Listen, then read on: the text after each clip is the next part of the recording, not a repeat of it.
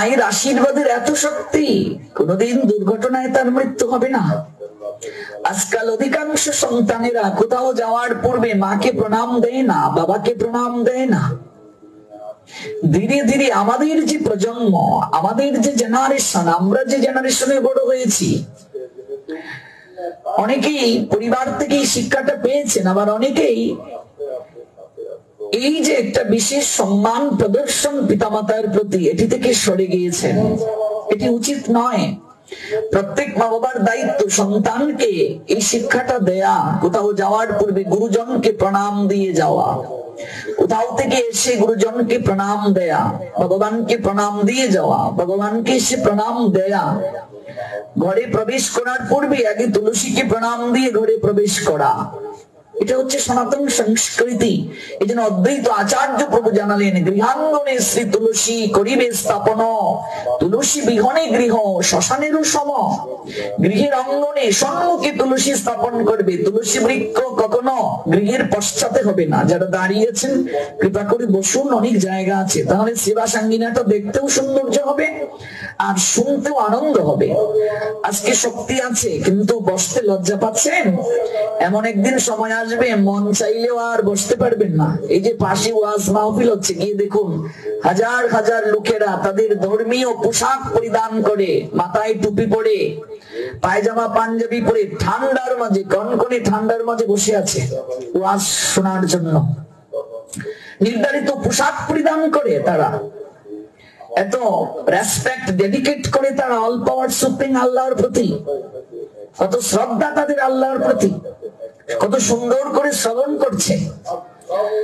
ভগবানের কথা শ্রবণ করতে গেলে আমাদের শাস্ত্র জানালেন সর্বপ্রথমেই প্রয়োজন কি? একাগ্রতা। একাগ্রতা যদি না থাকে আপনি শ্রবণে কখনো অগ্রগতি করতে পারবেন না। আর একাগ্রতার জন্য বসাটা প্রয়োজন, আসনটা প্রয়োজন। দাঁড়িয়ে থাকলে মন চঞ্চল, ভালো করে শ্রবণ করতে পারবেন না। আপনি 10 মিনিটই শ্রবণ করুন, বসে শ্রবণ করুন। যারা অসমর্থ তাদের ক্ষেত্রে আলাদা, যারা আসনে বসতে পারেন না তারা দূরে আঙ্গিনার থেকে অদূরে চেয়ারে বসতে পারেন, কিন্তু সেবাসাঙ্গিনার ভেতরে চেয়ারে নয়, কিংবা দাঁড়িয়ে থাকতে পারেন। কিন্তু যারা সমর্থ একটু বসুন, এদিকে অনেক জায়গা আছে, মায়ের এদিকে আসুন, পিছনে জায়গা নেই, একটু এদিকে আসুন, কৃপা করে। একাগ্রতাটা খুবই জীবনে প্রয়োজন। একাগ্র হৃদয়ে শরীর তোমারই নিভে সুখানল। অনেক কিছুই জানার প্রয়োজন আমাদের জীবনে, কিন্তু আমরা জানি না, এই পরিবেশটা পাই না। যেহেতু এই পরিবেশটা পেয়েছি, দুদিন আপনাদের সঙ্গ প্রাপ্তির সুযোগ হয়েছে, একটু এই সময়টাকে বিশেষ মূল্যায়ন করুন।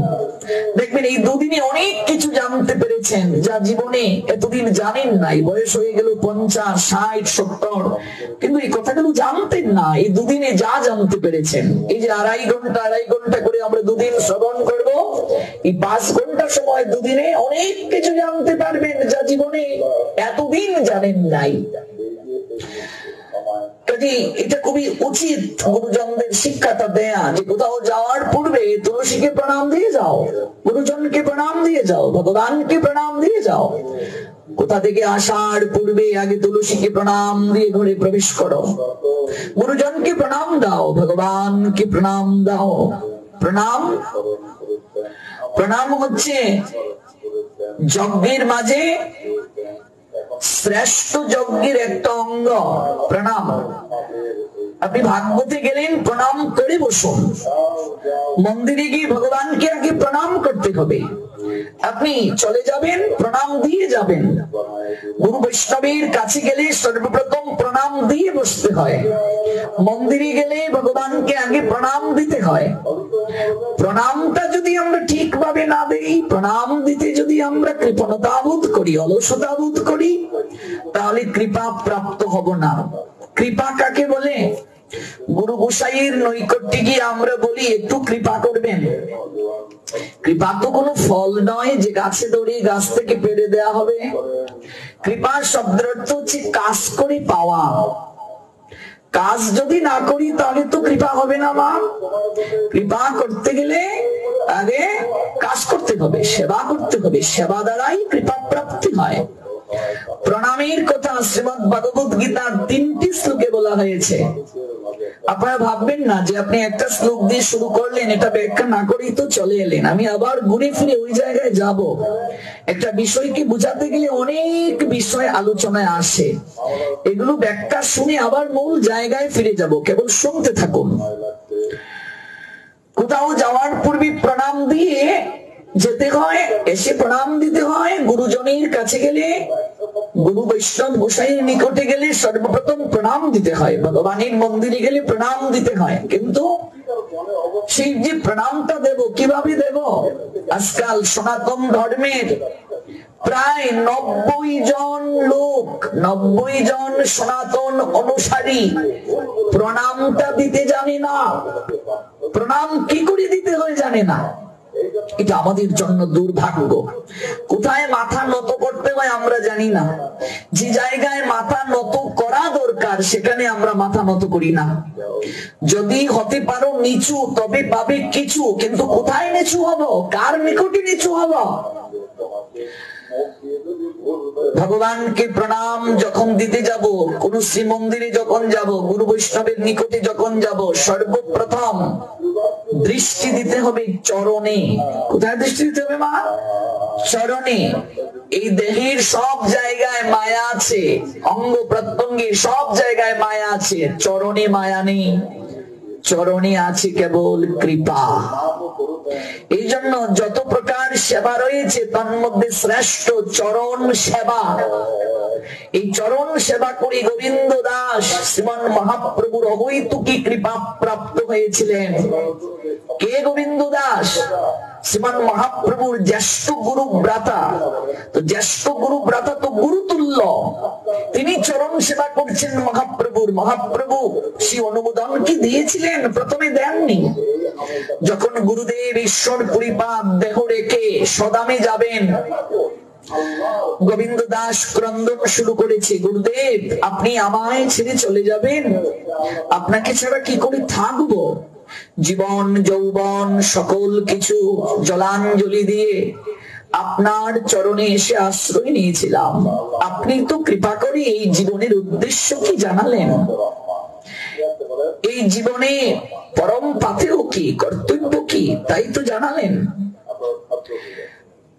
ভগবানকে অবলোকন করিনি, কিন্তু আপনার মাধ্যমে ভগবানকে অনুভব করতে পেরেছি। হে গুরুদেব, আপনার অবর্তমানে, আপনার অদর্শনে আমি বেঁচে থাকতে পারবো না। আমার পক্ষে দেহ ধারণ করে থাকা সম্ভব নয়। আপনি কৃপা করে যাবেন না। ঈশ্বর পরিপাদ তিনি বলছেন, জগতে অনেক কর্তব্য তো সম্পাদন করলাম পুত্র, এবার যে নিত্য লীলায় যাওয়া প্রয়োজন, নিত্য সেবায় অংশগ্রহণ করা প্রয়োজন। পুত্র, জগতের গুরু যিনি, তার গুরু হলাম, যার কারণে আমি এই জীবনে ভগবানের সেবা থেকে বঞ্চিত হলাম। মহাপ্রভু গুরুদেবকে ঈশ্বর পরিপাদ, জগৎ গুরু শ্রীমান মহাপ্রভু, আর তার গুরুদেব ঈশ্বর পরিপাদ। ঈশ্বর পরিপাদের গুরুদেবকে মাধবেন্দ্র পুরী। জগতের গুরু যিনি, তার গুরু হলাম। ঈশ্বর পরিপাদ শ্রীমান মহাপ্রভুর গুরু কেন হলেন? একমাত্র গুরু কৃপায়। মাধবেন্দ্র পুরীকে এমন ভাবে তিনি সেবা করেছিলেন, সেবায় সন্তুষ্ট করলেন।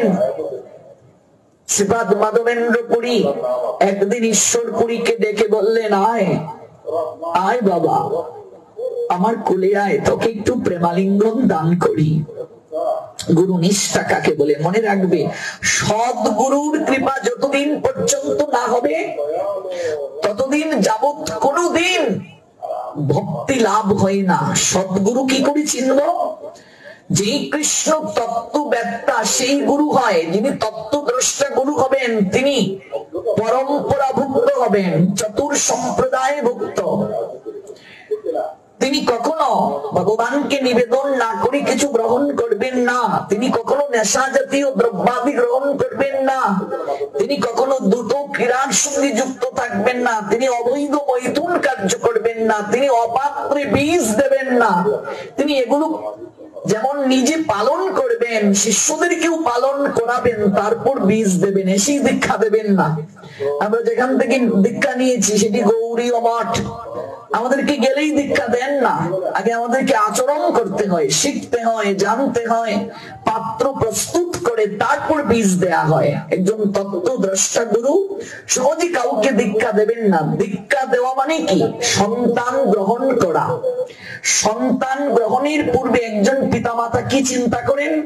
যে আমার জমি আছে কিনা, আমার মানুষ করার শক্তি সামর্থ্য আছে কিনা, আমার বাসস্থান আছে কিনা, আমি যে 4টা সন্তান নেব আমি তাদেরকে কি মানুষ করতে পারবো, জায়গা আছে কি, বাড়ি আছে কি, এগুলো চিন্তা করেন কিনা? গুরুদেবও চিন্তা করবেন আমি যে সন্তান গ্রহণ করব, শিষ্য গ্রহণ করব, আমি তাদেরকে কি মানুষ করতে পারবো, আমার কি সেই সামর্থ্য আছে? যিনি যথার্থ সদ্গুরু অধিক শিষ্য গ্রহণ করবেন না, কারণ শিষ্যের সকল পাপ গুরুকে বহন করতে হয়। অধিক শিষ্য গ্রহণ করবেন না, লোভের বশবর্তী হয়ে অধিক শিষ্য গ্রহণ করবেন না তিনি। এই জন্য যিনি যথার্থ গুরু তিনি পাত্র প্রস্তুত করে বীজ দেবেন, এবং বীজ দেওয়ার পূর্বে যেমন তিনি পাত্র প্রস্তুত করবেন, বীজ দেওয়ার পরও তিনি পরিচর্যা করবেন। তিনি অবশ্যই পরম্পরাভুক্ত হবেন, কৃষ্ণ তত্ত্ববেত্তা হবেন। এমন তত্ত্বদ্রষ্টা গুরুর সান্নিধ্য যতদিন পর্যন্ত প্রাপ্ত হতে জীব না পারবে ততদিন পর্যন্ত ভক্তি লতা বর্ধিত হবে না। এজন্যই চৈতন্য চরিতামৃত বললেন, ব্রহ্মাণ্ড ভ্রমিতে কোন ভাগ্যবান জীব গুরু কৃষ্ণ প্রসাদে পায় ভক্তি লতা বীজ। ব্রহ্মাণ্ড ভ্রমণ করতে করতে গুটি কয়েক ভাগ্যবান জীবের পক্ষে এই অহৈতুকী প্রসাদ প্রাপ্তির সুযোগ হয়। কৃষ্ণ কৃপায় গুরু মিলে, গুরু কৃপায় কৃষ্ণ মিলে। তাহলে আমি সদ্গুরু কি করে পাবো, কি করে চিনবো? সাধারণ মানুষ কি করে চিনবে? এজন্যই নামের আশ্রয় নিতে হবে। হরিনাম করতে থাকুন, ওই হরিনাম একদিন আপনাকে হাত ধরে সদ্গুরুর কাছে নিয়ে যাবে। নামই আপনাকে চিনিয়ে দেবে যে আমি তো নেশা করি বাবা, আমার হরিনামে অধিকার আছে, নিশ্চয়ই হরিনাম করতে থাকুন। আমি তো মদ খাই বাবা, আমি তো অখাদ্য কুখাদ্য গ্রহণ করি, তবুও হরিনাম করতে থাকুন। দেখবেন ওই হরিনাম করতে করতে এমন একদিন সময় আসবে আপনি আর নেশাই করতে পারবেন না, আপনি আর মদ খেতে পারবেন না, অখাদ্য খেতে পারবেন না। ওই নামই আপনার ভেতর থেকে ওই সকল কুঅভ্যাস দূর করিয়ে দেবে। হরিনাম করতে থাকুন, হরিনামই আপনার একমাত্র মহা ঔষধ। যে জগাই মাদাই হরিনাম শুনলে তেরে আসতো, সাধু দেখলে তেরে আসতো মারতে, ওই জগাই মাদাই যেদিন হরি নামের আশ্রয় নিল, নিতাই চাঁদের কৃপা পেল, গৌর হরির কৃপা পেল, জগাই মাদাইকে ডেকে বলছে, জগাই বলে শুন রে মাদাই ভাই, কাল শুনেছি ওই হরির নাম লাগলো বিষের নিয়ায়, আজকের নাম মিঠা লাগে রে। যে জগাই মাদাই মারতে এলো হরিনাম শুনে, ওই জগাই মাদাই যাকে রাস্তায় পাচ্ছে হাতে ধরে পায়ে ধরে বলছে, ওগো সময় চলে যাচ্ছে, জীবনের বেলা পূর্ব গগন থেকে পশ্চিম গগনে ঢলে যাচ্ছে, কি করলে একটিবার হিসাব মিলাও, আমাদের সঙ্গে দুটো বাহু তুলে একবার বদন করে হরি বলো। ওই জগাই মাদাই নাম শুনলে তেরে মাস মারতে আসতো, ওই জগাই মাদাই যাকেই পাচ্ছেন তাকে হাত ধরে পা ধরে বলছেন হরিনাম করার কথা। ভোরবেলা সুরধনী গঙ্গার ঘাটে গিয়ে জগাই মাদাই পড়ে থাকেন সাধু চরণধুলি প্রাপ্তির জন্য। সন্ধ্যা বেলায় গঙ্গার ঘাটে গিয়ে গোড়াগড়ি দেন কত ভক্ত বৈষ্ণব ওই গঙ্গার ঘাট ধরে স্নান করতে এসেছে তাদের চরণধুলিতে অভিষিক্ত হওয়ার জন্য। তাই নামের আশ্রয় গ্রহণ করলে নাম হাত ধরে নিয়ে যাবে সদ্গুরুর কাছে, নামের কাছে। প্রমাণ তো ধ্রুব মহারাজ, তিনি তো জানতেন না ভগবান কোথায় আছেন, গুরুদেব প্রয়োজন ভগবান আরাধনার জন্য, কিছুই তো জানতেন না। ধ্রুব কেঁদে কেঁদে যাকে পেতেন তাকেই বলতেন, তুমি কি দেখেছ গো আমার পদ্ম পলাশ লোচন হরিকে? মন্ত্র জানেন না, সাধনার পদ্ধতি জানেন না, কেবল নয়নের জলে ডাকেন, কোথায় আছো হৃদয়েশ, কোথায় আছো পদ্ম পলাশ লোচন ভগবান? বৈকুণ্ঠের আসন কম্পিত হলো, লক্ষ্মী দেবী উতলা হলেন, প্রভুকে অনুনয় করলেন, প্রভু নারদকে পাঠালেন, যাও আমার কাছে আসার পথটা দেখিয়ে দাও। নারদ এলো, নারদের হাতে বীণা, বদনী নারায়ণের নাম, ধ্রুব চরণে প্রণাম দিয়ে বলছে, তুমি কি আমার পদ্ম পলাশ লোচন হরি? নারদ বলছেন, না, আমি তোমার হরি নই, আমি হরিদাস। আমি হরির কাছে কি করে যেতে হয় সেই পথটা তোমায় দেখিয়ে দিতে পারি। ধ্রুব চরণ দুটি জড়িয়ে ধরে কেঁদে কেঁদে বলল, তাহলে বলো না গো, তিনি কোথায় থাকেন? আমার মন যে বড় উতলা, আমি যে কতকাল ধরে চাতক পাখির নিয়ে অপেক্ষার প্রহর গুনছি, একটিবার দু নয়ন ভরে তাকে দর্শন করব বলে। কোথায় আছেন তিনি, কোথায় থাকেন তিনি? নারদ তখন ধ্রুবকে দীক্ষা দিলেন। এরপরই ধ্রুব প্রাপ্ত হলেন, দর্শন করলেন ভগবান শ্রীহরিকে। তাই চৈতন্য চরিতামৃত জানালেন, কৃষ্ণ যদি কৃপা করেন কোন ভাগ্যবানে, গুরু অন্তর্যামী হয়ে শিকান আপনে। কৃষ্ণ কৃপাতে সদ্গুরুর কৃপা হয়, আর সদ্গুরুর কৃপায় কৃষ্ণ কৃপা হয়। একজন প্রকৃত সাধুই তো সাধুকে চিনতে পারবে, একজন সাধারণ মানুষ সাধুকে চিনবে কি করে? এখানে একজন সাধু যদি আসেন, তিনি প্রথমে এসে সংবাদ নেবেন সাধু কজন আছেন, কে কে প্রসাদ পাচ্ছেন। এক গ্রামে সাধু গেলে উনি সংবাদ নেন, কে প্রসাদ পায় গো, একটু প্রসাদ পাওয়ার ইচ্ছে ছিল। আর একজন গাজাকুর এলে তিনি সংবাদ দেবেন তার দলে কজন আছে। কাজেই প্রকৃত সাধুই তো প্রকৃত সাধুকে চিনতে পারে, সাধারণ মানুষ কি করে সদ্গুরু চিনবে, প্রকৃত সাধু চিনবে? এই জন্য সাধারণ মানুষের কেবল নাম বদনে নেয়া প্রয়োজন। নামের চরণে শরণ নিলে নাম হাত ধরে নিয়ে যাবে, আপনাকে সদ্গুরু খুঁজতে হবে না। গুরুদেব স্বয়ং কৃপা করে আসবেন আপনাকে পথ দেখিয়ে দেওয়ার জন্য। একটা মাধ্যম ভগবান পাঠিয়ে দেবেন। স্বয়ং নামার নামই পার্থক্য নেই রে বাবা, আলাদা নয়, অভেদ। স্বয়ং পাঠিয়ে দেবেন ভগবান, যাও আমাকে ডাকছে নয়নের জলে, পথটা দেখিয়ে দাও। প্রকৃত সাধুই কেবল প্রকৃত সাধুকে চিনতে পারেন। তাই সাধু দর্শনে যখন যাবে, গুরুদেব দর্শনে যখন যাবে, প্রসঙ্গটা ছিল সর্বপ্রথম চরণ দর্শন করতে হবে। তারপর আমরা জানলাম চরণে কেবল আছে কৃপা। এই জন্যই গোবিন্দ দাস চরণ সেবার অধিকার পেলেন শ্রীমান মহাপ্রভুর চরণ সেবার অধিকার গোবিন্দ দাস পেলেন। কে গোবিন্দ দাস? আমরা জানলাম মহাপ্রভুর জ্যেষ্ঠ গুরুব্রাতা। গোবিন্দ দাসের গুরুদেব ঈশ্বর পরিপাদ এত প্রেম কি করে প্রাপ্ত হলেন? তার গুরুদেব মাধবেন্দ্র পরিপাদের কাছ থেকে। আমরা শুনছিলাম এই প্রসঙ্গে। সেই মাধবেন্দ্র পরিপাদের সেবা নিজের হাতে ঈশ্বর পরিপাদ করলেন। গাত্র মার্জন করে দেওয়া, স্নান আদি করিয়ে দেওয়া। সেবা দুই প্রকার, বপু সেবা, বাণী সেবা। বপু সেবা মানে শরীরের সেবা, আর বাণী সেবা মানে বাক্য পালন, আদর্শ পালন। আপনি গুরুদেবকে স্নান করিয়ে দিলেন, বস্ত্র পরিয়ে দিলেন, চরণ সেবা করিয়ে দিলেন, এগুলো বপু সেবা। আর বাণী সেবা গুরু বাক্য পালন। নরোত্তম দাস ঠাকুর বললেন, গুরু মুখ পদ্ম বাক্য চিত্তেতে করিয়া অক্ষ, আর না করিও মনে আশা। গুরুদেবের বাক্যটাকে যথাযথ রূপে চিত্তের মাঝে স্থান দিয়ে জীবনে আচরণে আনতে হবে। বপু সেবা, বাণী সেবা, বপু থেকেও বাণী সেবা শ্রেষ্ঠ।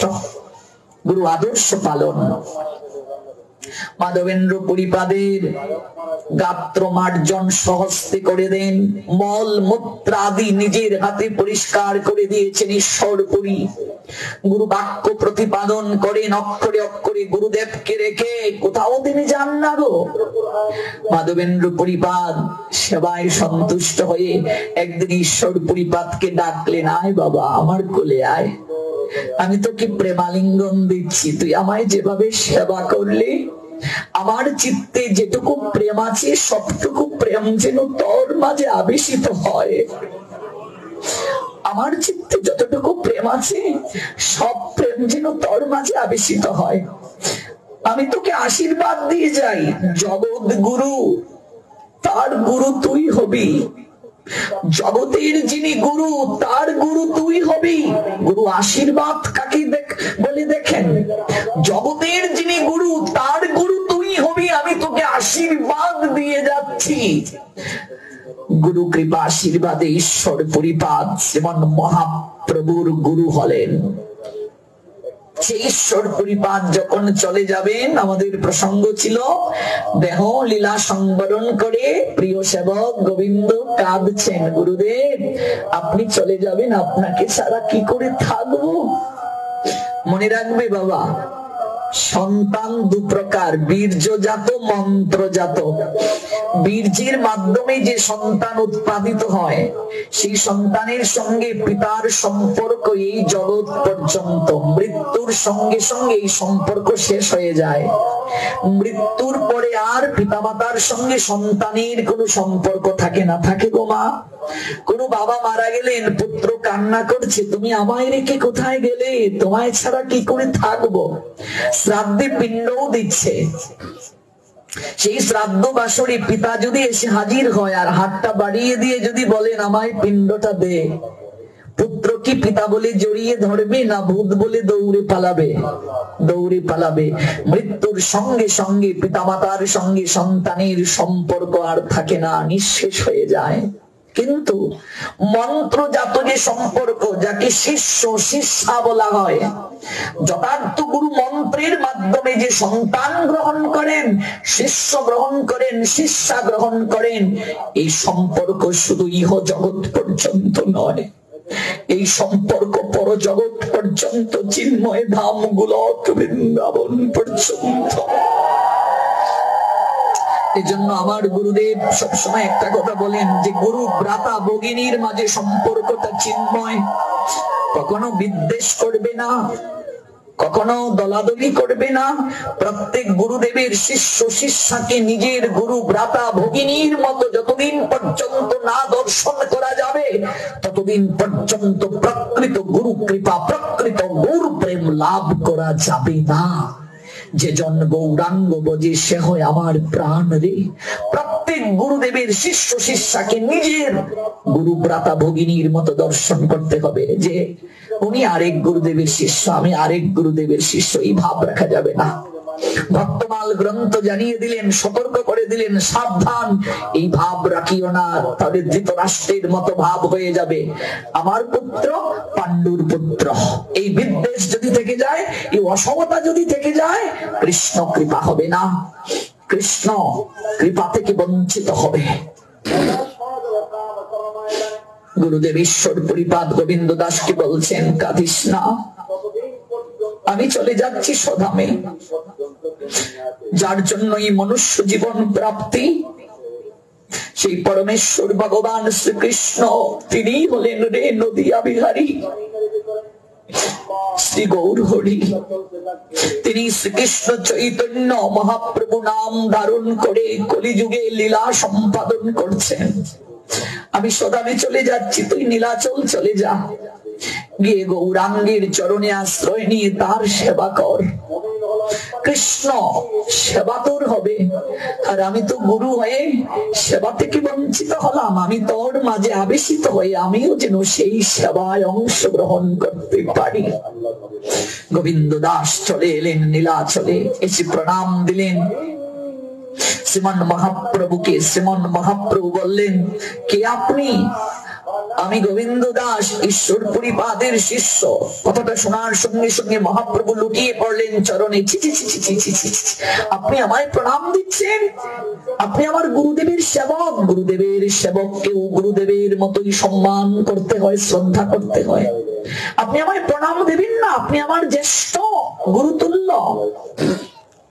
গোবিন্দ দাস বলছেন, গুরুদেব দেহরাকার পূর্বে একটা ইচ্ছে জ্ঞাপন করে গিয়েছেন, আমি যেন প্রভু তোমার সেবা সম্পাদন করি, তোমার যেন সেবার সুযোগ পাই। মহাপ্রভু কর্ণ দুটো ধরে বললেন, না, আমায় ক্ষমা করুন, আমি এই সুযোগ দিতে পারবো না।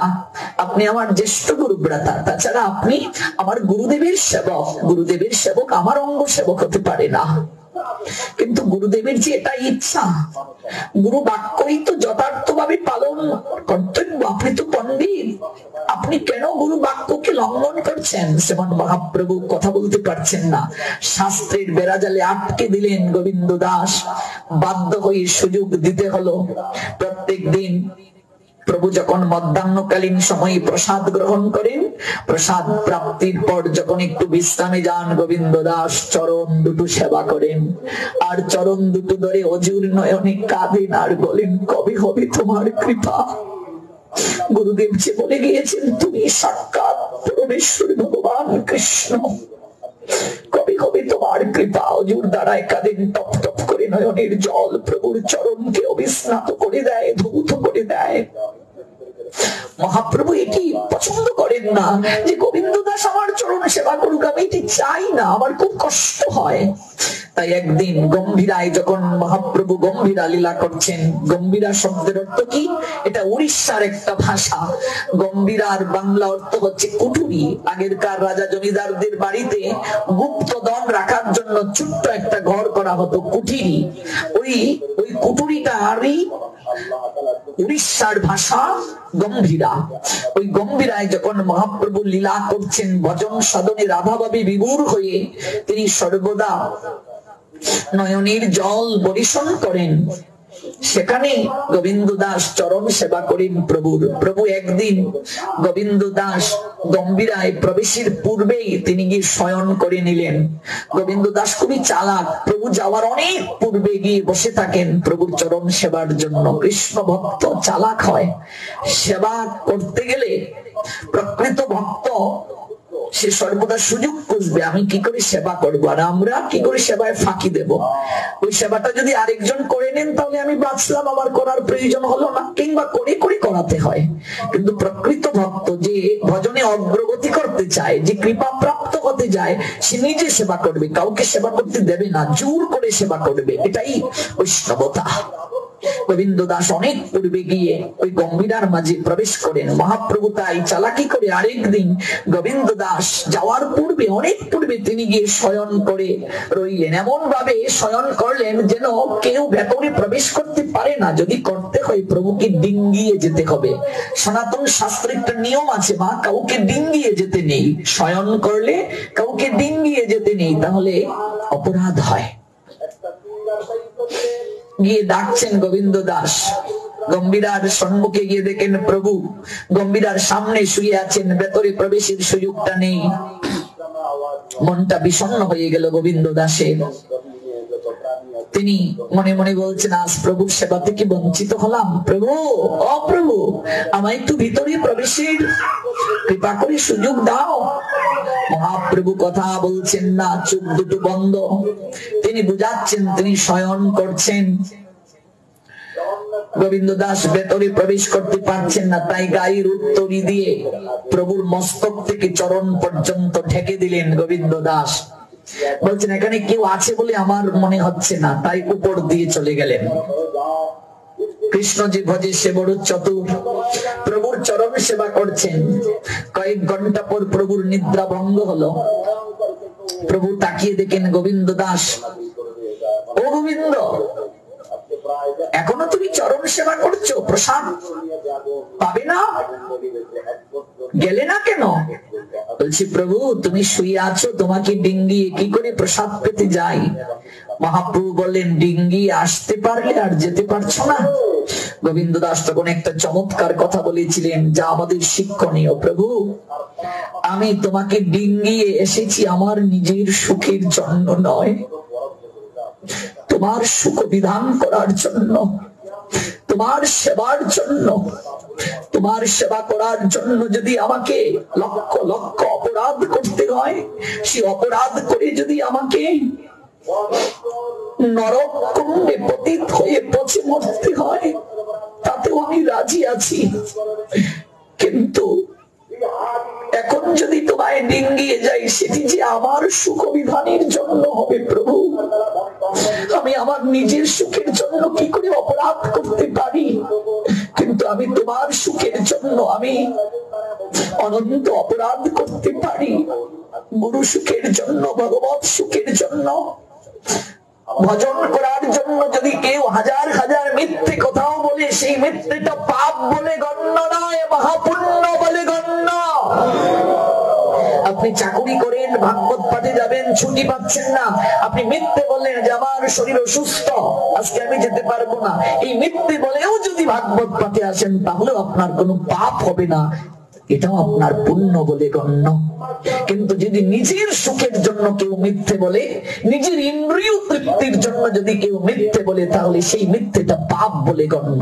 কিন্তু কৃষ্ণ সুখের জন্য, পিতামাতার সেবার জন্য, গুরু বৈষ্ণবের সেবার জন্য যদি কেউ ছলনার আশ্রয় নেয়, ধর্ম প্রতিষ্ঠার জন্য যদি কেউ ছলনা করে, মহাভারতে ভগবান কৃষ্ণ বললেন ছলনাটাও ধর্ম। এই জন্য ধর্মযুদ্ধে দ্রোণাচার্যকে মারার জন্য ছলনার আশ্রয় নিলেন গোবিন্দ।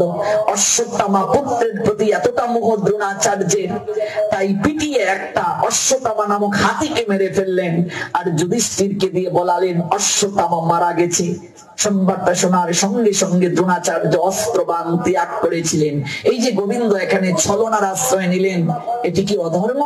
না, এটি ধর্ম। ধর্ম সংস্থাপনের জন্য, প্রতিপালনের জন্য যদি কেউ মিথ্যেরও আশ্রয় নেয়, ছলনারও আশ্রয় নেয়, সেটিও ধর্ম বলে গণ্য। তোমার সুখবিধানের জন্য আমি অনন্ত অপরাধ করতে পারি প্রভু, কিন্তু নিজের সুখবিধানের জন্য আমি করতে পারি না, এটা পাপ বলে গণ্য, অপরাধ বলে গণ্য। আমরা ভোগারতি কীর্তনে গাই শ্রী গোবিন্দ দাস করে পাদ সম্মান, প্রভুর চরণ সেবা করেন। কোন প্রসঙ্গ থেকে এত দূর গেলাম? চরণে মায়া নাই, সব জায়গায় মায়া আছে। এই জন্য গুরু বৈষ্ণব ভগবান দর্শন করতে যখন আমরা যাব, সর্বপ্রথম দৃষ্টিটা দেব চরণে। চরণ দর্শন না হলে প্রকৃত দর্শন হলো না। চরণ দর্শন করে ধীরে ধীরে ভগবানের মন্দিরের বিগ্রহের মস্তক পর্যন্ত আসতে হবে। তারপরেই প্রণাম নয়, দুটো বাহু তুলে আত্মসমর্পণ করতে হবে। এই হাত দুটো তোলার অর্থ কি? আত্মসমর্পণ, সিলিন্ডার যাকে বলে। মহাপাপীও যদি সিলিন্ডার করে ভগবানের কাছে, তার শাস্তির পরিমাণ কমে যায়। যুদ্ধক্ষেত্রে কেউ যদি সিলিন্ডার করে বন্দুকটা হাতে তুলে নিয়ে যদি হাত তুলে, তাকে কি মারা যাবে? মারা যাবে না, এটা যুদ্ধের নীতি বিরুদ্ধ। কেউ সিলিন্ডার করলে তাকে মারা যায় না, বন্দী করতে পারেন কিন্তু মারতে পারবেন না, পিছন থেকে গুলি করতে পারবেন না, এটা যুদ্ধের নীতি বিরুদ্ধ। এই জন্য দেখবে মহা অপরাধীও যদি গিয়ে থানায় সিলিন্ডার করে, সৎ আচরণ করে, তার শাস্তির পরিমাণটা কিছু কমে যায়। আমরা মাতৃ জটনী গোবিন্দের কাছে কথা দিয়ে এসেছিলাম, প্রভু তোমার সকল কথা মানবো, তোমার আইন মানবো, অন্ধকার প্রকোষ্ঠ থেকে নিয়ে যাও, আলোর সন্ধান আমাকে দাও। মন্ত্রটা মনে আছে? আলোচনার প্রসঙ্গে বলেছিলাম, জ্ঞান তিমিরান্ধস্য জ্ঞানঞ্জন শলাকয়া চক্ষুরুন্মিলিতং জ্ঞান তস্मै শ্রী গুরুবে নমঃ। অজ্ঞান জনিত আমি আধারে ডুবে আছি, গুরুদেব জ্ঞানঞ্জন শলাকা দিয়ে চোখটা উন্মিলিত করুন। সর্বপ্রথম এই প্রার্থনাটা আমরা করি। মাতৃ জঠরে অন্ধকারে ছিলাম, সেখানে সপ্তম মাসে নানা ক্লেশ কালিমায় থাকার পর অষ্টম মাসে স্বয়ং ভগবান পরমাত্মা ভগবান গুরুরূপে দর্শন দিলেন। চৈতন্য দিয়া জীবকে যখন তিনি চেতনায় আলোকিত করলেন, চৈতন্য পাইয়া জীব চক্ষু মেলে চায়, পরমাত্মা গুরুদেব বৃষে দেখিবারে পায়। এই গর্ভাবাসে জীব তুমি কত কষ্ট পাও, গর্ভাবাস ছাড়ি তুমি জম্বুদ্বীপে যাও।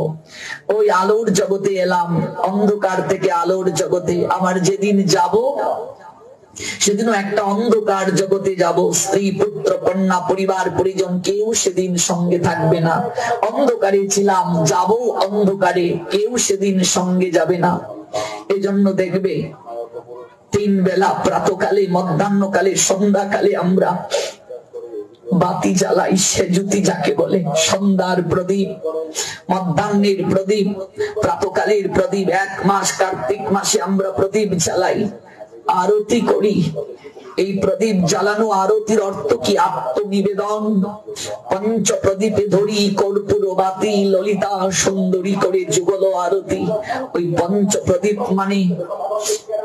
মানেটা কি? পঞ্চ প্রদীপের মানে কি? 5টা সলিতা কেন? 6টাও তো সলিতা হতে পারতো, 7টাও তো হতে পারতো, 4টাও তো হতে পারতো, 5টা কেন? পঞ্চ প্রদীপ 5টা সলিতা মানে 5টা জ্ঞান ইন্দ্রিয়ের প্রতীক। ইন্দ্রিয় 10টা, 5টা কর্মেন্দ্রিয়, 5টা জ্ঞানেন্দ্রিয়। মন হচ্ছে সকল ইন্দ্রিয়ের রাজা। ওই পঞ্চ প্রদীপ হলো 5টা জ্ঞানেন্দ্রিয়ের প্রতীক। প্রত্যেক দিন আরতি করছি আর মনে মনে প্রার্থনা করা উচিত, আমার এই ইন্দ্রিয়গুলো বিষয় বাসনার অন্ধকারে নিমজ্জিত আছে। প্রভু তুমি কৃপা করে আমার এই ইন্দ্রিয়গুলোকে জাগ্রত করে দাও, আলোকিত করে দাও। অন্ধকারে ছিলাম, তোমাকে প্রতিশ্রুতি দিয়ে এলাম, আজ ভুলিয়া তোমারে সংসারে আসিয়া পেয়ে নানাবিধ ব্যথা। ভুলে গেলাম তোমার সঙ্গে সম্পর্কটা ক্ষীণ হয়ে গেছে, যার কারণে আমার একটু দুঃখ। অন্ধকার থেকে আনলে আলোর জগতে, ওই জায়গা থেকে আবার অন্ধকারে একা একা যাব। সেদিন সবাই আত্মীয় স্বজন আমায় ঘিরে থাকবে, কেউ কিছু করতে পারবে না। অন্ধকারে ছিলাম, অন্ধকারে যাব। সেদিন একটিবার তুমি হাতে আলোর মশাল নিয়ে এসো পথটা দেখানোর জন্য। তাই প্রতিদিন দীপ জ্বালা। আরতি মানে আত্মনিবেদন, ইন্দ্রিয়গণকে নিবেদিত করা হচ্ছে তোমার সেবায়, যেন ইন্দ্রিয়গুলো উৎসর্গ করতে পারি। প্রভু সেদিন আলোর মশালটা দেখিও। আর গুরুদেবকে প্রার্থনা নিবেদন, জ্ঞানঞ্জন শলাকা দিয়ে চোখটা উন্মিলিত করে দাও। গুরুদেব হাতটা ধরে সেদিন গোবিন্দের চরণ তলিতে ভবের গাতে আমায় তুলে দেবেন। হাতে আলোর মশালটা নিয়ে হাতটা ধরে সেদিন গোবিন্দ চরণ তলিতে ভবের গাতে তুলে দেবেন।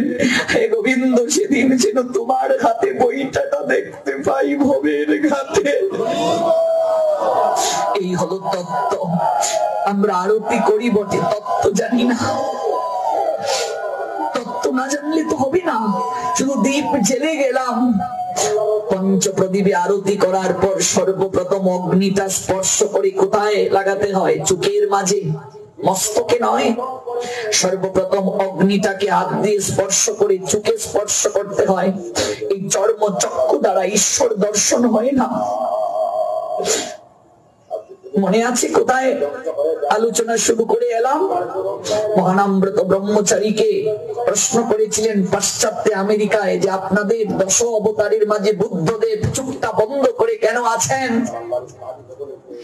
মহানামব্রত ব্রহ্মচারী উত্তর দিলেন, এই দুটো চোখ দ্বারা সৃষ্টি দর্শন করা যায়, স্রষ্টাকে দর্শন করা যায় না। স্রষ্টাকে দর্শন করতে হয় অন্তর্চক্ষু দ্বারা। ওই অন্তর্চক্ষুর আরেকটা নাম জ্ঞান চক্ষু। এই জন্য আরতি করে ওই অগ্নি রশ্মিটা দুটো চোখের মাঝে স্পর্শ করি, গুরুদেবের কাছে প্রতিদিন প্রার্থনা করি, জ্ঞান চক্ষুটা উন্মিলিত করে দিন গুরুদেব, প্রজ্বলিত করে দিন।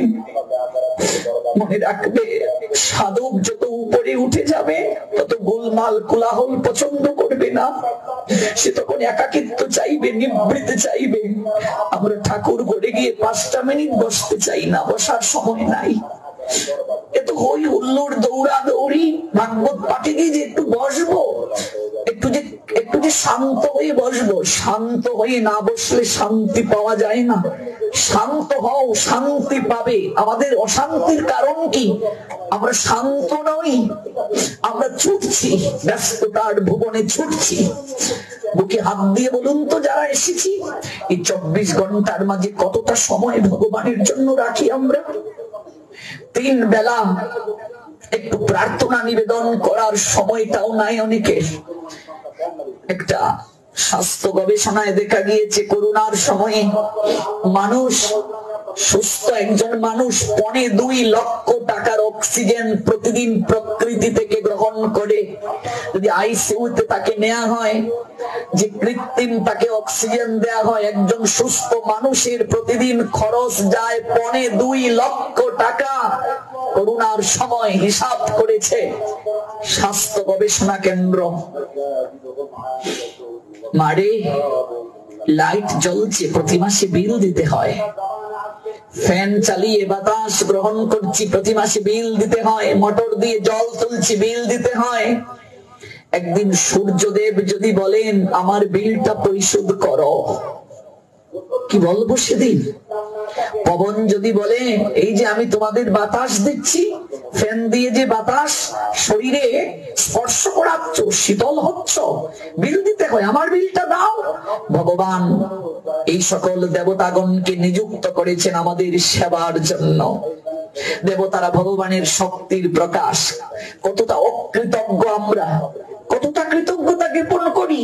এই করোনার সময়ে প্রত্যক্ষ একটা ঘটনা, জনজীবন যখন থমকে গিয়েছিল, মানুষ বুঝেছিল জীবন কত বৈচিত্র্যময়। আমার এক ভক্ত মাসি কেঁদে কেঁদে আমায় বলেছিলেন করোনার পরে, বাবারে তোমার পাঠগুলো আমায় বাঁচিয়ে রেখেছে। তোমার মেসু কাছের ওই পারে আর আমি ওই পারে, ওই পাশ থেকে কাছের মাঝে হাতটা দিয়েছে, আমি ওই পাশ দিয়ে কাছের মাঝে হাতটা দিয়েছি। দুইজন কত কাছে, কিন্তু একটু স্পর্শ করতে পারছি না বাবা, একটু জড়িয়ে ধরতে পারছি না। জীবনে তো বৈচিত্র্যময়। সেদিন অনুভব করলাম প্রত্যেকটা মানুষ একা আসে, যাওয়ার সময় একা যায়। মাঝখানে কত অভিনয় করছি আমরা, কত অভিনয়, কত আহাজারি, কত অহংকার, কত বংশের মর্যাদা, কত জ্ঞানের, কত দাম্ভিকতা। কিন্তু বাবারে নিঃসঙ্গতাই জীবনের মূল কথা। মানুষ আসে নিঃসঙ্গ হয়ে, যায় নিঃসঙ্গ হয়ে। গোবিন্দ ব্যতীত কেউ আপনার নয়। তোমার পাঠটা আমায় বাঁচিয়ে রেখেছে। তোমার মেসু মরলো, দেখতে পারলাম না, লাশটা স্পর্শ করতে পারলাম না। এই করুণা আমাকে বুঝিয়ে দিয়েছে সম্পর্ক।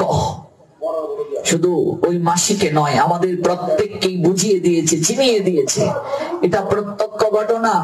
আইসিইউ থেকে বের করা হলো একজন ধনাঢ্য ব্যক্তি, 3.5 লক্ষ টাকা তার বিল এলো।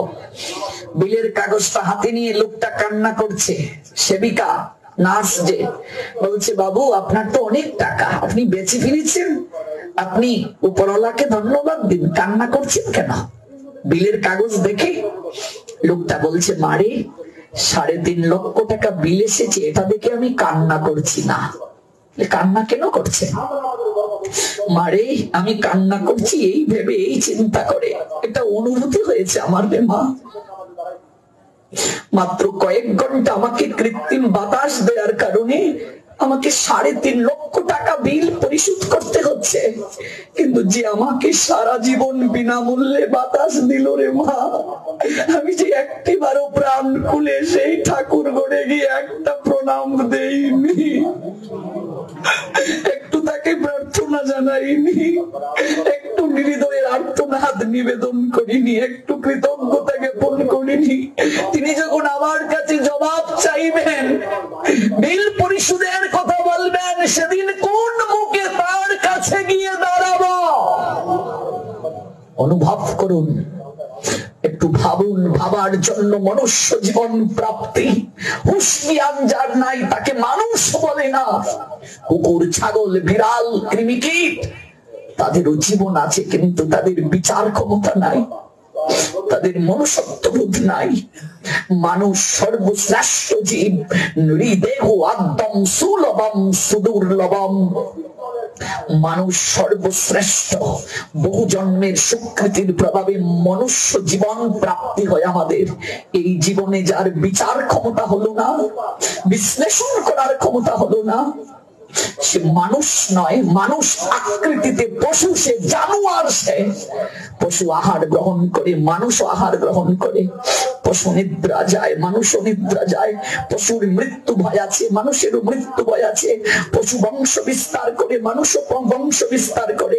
আমিও যদি কেবল ঘুম থেকে উঠে দুমুঠু খেয়ে গিয়ে ব্যবসায় চেয়ারে বসলাম, আর রাত্রিবেলা এলাম, একটু স্ত্রী সঙ্গ করলাম, মাঝে মাঝে আর সন্তান উৎপাদন করলাম, আমার আর পশুর মাঝে পার্থক্যটা কোথায়? অর্থ যে প্রয়োজন নেই আমি তা বলছি।